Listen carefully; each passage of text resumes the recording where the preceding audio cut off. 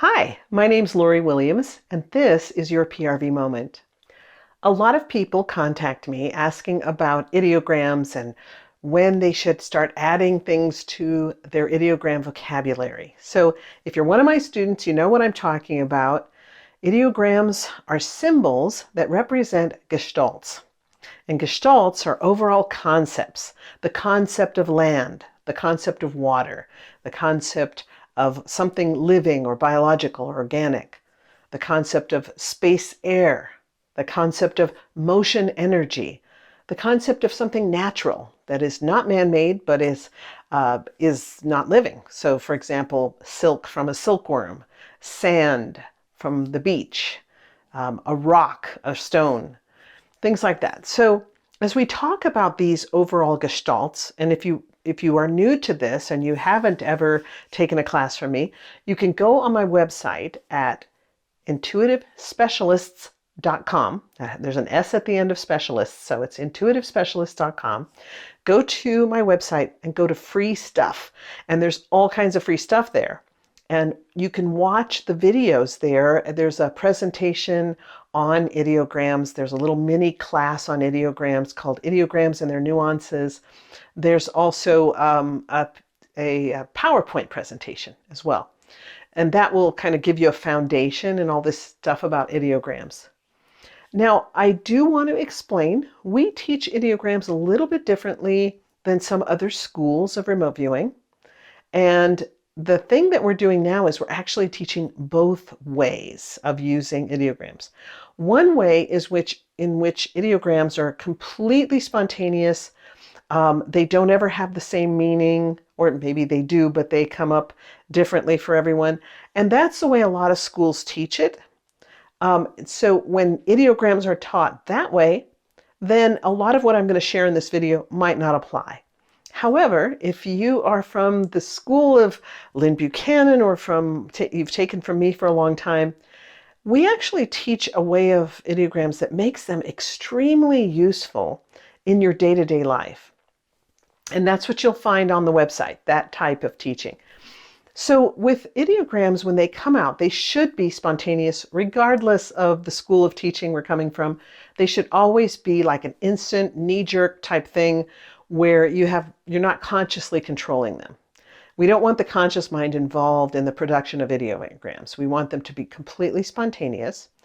And so you generally will have an ideogram just pop out while you're writing the coordinates. The coordinates have been assigned to whatever target it is you're trying to view.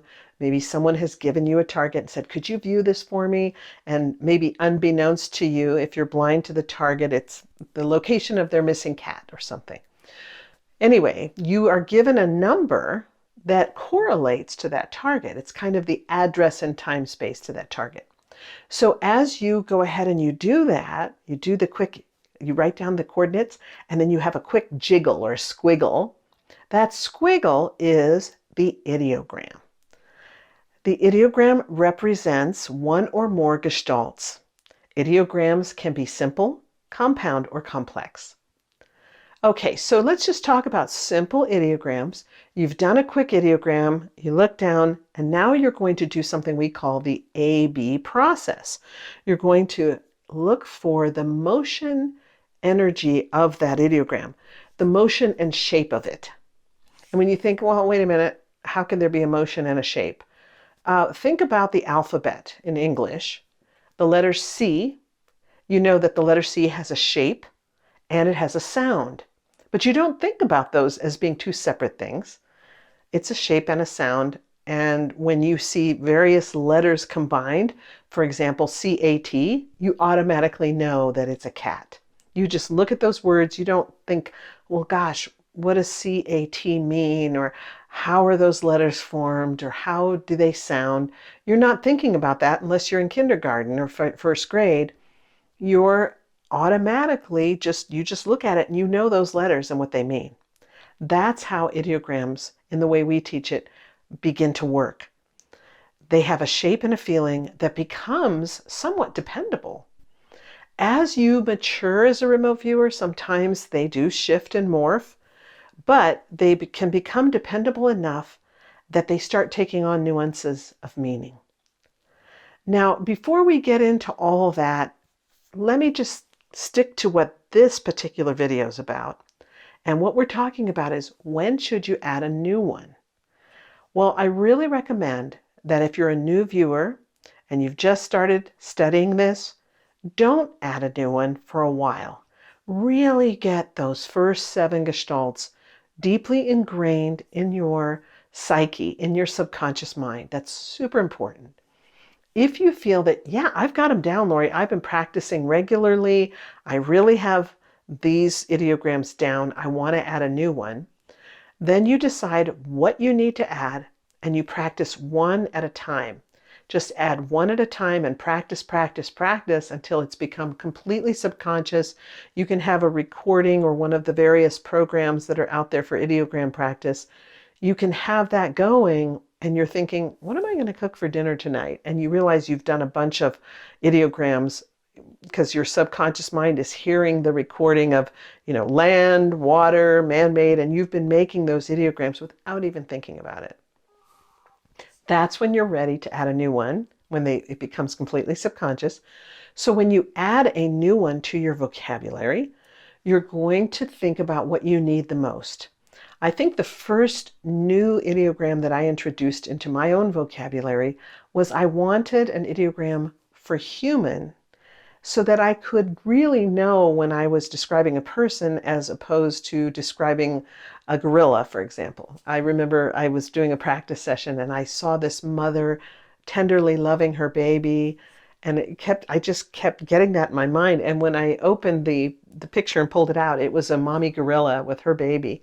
So I thought, okay, I want to have an ideogram for human, and then I eventually got one for animal. Then eventually I had one for female and one for male. And those have served me so well. Those 4 new ideograms that I added, human, animal, male, and female, really work for me. Those might be just as a suggestion for you. Now, if you are a policeman or you're a doctor or something, you might need other types of ideograms that you need to add. Maybe you need ideograms for various diseases, or you need ideograms to know when there's danger or a weapon present. You know what you need, so think about that. My only caution is, slow and steady wins the race. Don't add too many new ideograms to your vocabulary too quickly. Do them one at a time, let them really become subconscious and well-known, and then you're good to go. That's when you'll know they'll truly serve you. That's your PRV moment for this week, and I'll see you next time.